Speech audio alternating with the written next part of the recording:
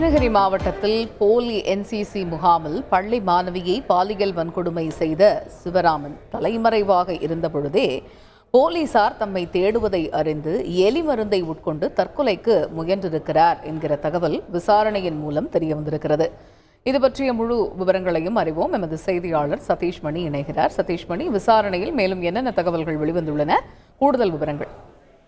கிருஷ்ணகிரி மாவட்டம் கந்திக்குப்பத்தில் உள்ள தனியார் பள்ளியில போலி என்சிசி முகாமில் நடத்தி அந்த முகாமில் கலந்து கொண்ட பள்ளி மாணவியை பாலியல் வன்கொடுமை செய்த போலி என்சிசி மாஸ்டர் போலீசார் தம்மை தேடுவதை அறிந்து 2 நாட்களுக்கு முன்பாகவே எலி மருந்தை உட்கொண்டு தற்கொலைக்கு முயன்றது தெரிய வந்திருக்கிறது.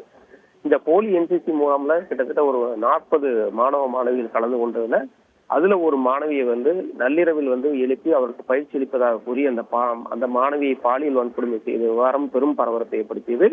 இது தொடர்பாக பதியப்பட்ட வழக்கின் அடிப்படையில் தலைமறைவாக கோயம்புத்தூரில் பதுங்கியிருந்த போலி என்சிசி மாஸ்டர் சிவராமனை போலீசார் கைது செய்தனர். அப்போது போலீசாரிடமிருந்து தப்ப முயன்ற போது கீழே விழுந்து அவருடைய கால் உடைந்து அவருக்கு மருத்துவமனையில் சிகிச்சை அளிக்கப்பட்டு வந்தது.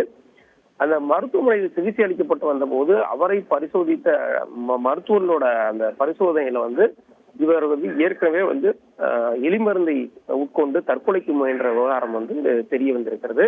இந்த போலீசார் தம்மை தேடுவதை அறிந்ததை தொடர்ந்து அவர் தலைமறைவாயிருக்கிறார். கோயம்புத்தூரில் அவர் பதுங்கியிருந்த போது இந்த எலிமருந்தை உட்கொண்டு தற்கொலைக்கு முயன்றதும் அந்த விசாரணை தெரிய வந்திருக்கு. இதனைத் தொடர்ந்து தற்போது சேலம் அரசு மருத்துவமனையில தீவிர சிகிச்சை பிரிவுல சிவராமன் அனுமதிக்கப்பட்டிருக்கார்.